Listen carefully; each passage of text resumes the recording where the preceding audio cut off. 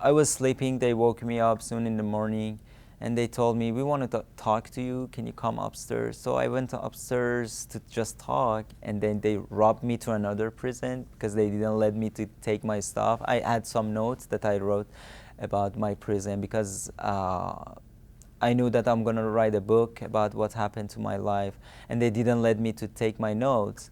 So they knew that I'm going to publish a book. So they robbed me to Evin prison that I've been first from Rajai Shah, which the they worst, changed in Evin the prison, worst. yeah. So they took me to Evin prison, and when I arrived to Evin prison, I saw other American. It was the time that I just found we're going to be released. So after that, they took us to airport, and then Swiss Prime Minister private jet came and took us to Switzerland. You must, Pastor, I can't even imagine the thoughts that were racing through your head as you found out, oh my gosh, I'm going to be free.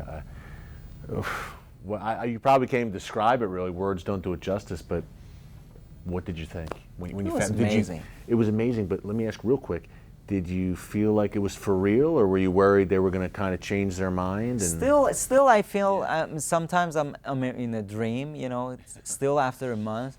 But that time was actually when they took me back to the room that I've been the first month. It was a place that they took me there.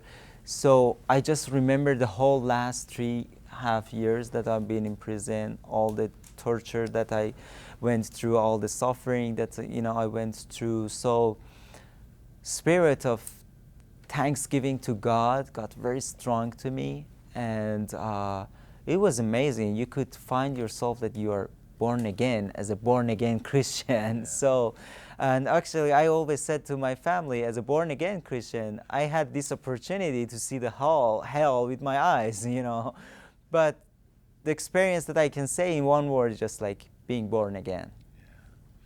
Wow. Pastor, I think an important thing for an American audience is to know that this Iranian regime has just, you could say they're getting legitimacy in many ways in the eyes of the world. They are billions of dollars in sanctions relief now going to the mullahs in Iran, and they obviously sponsor terrorism around the world. Hamas, Hezbollah, devoted to wiping Israel off the map. They refer to America as the great Satan.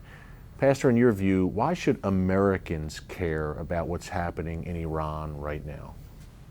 I believe what happened to me, it's not just the things happened to me, it's the thing happened to America. They send a message, they send a signal to America. They hate America, and they believe strongly that American, all of them, they should become Muslim. And if they don't become Muslim, so they can do everything. They are allowed to fight with them, they are allowed to have jihad with them, and they are very standing firm for that idea. And the things, I think in America we don't make them really serious.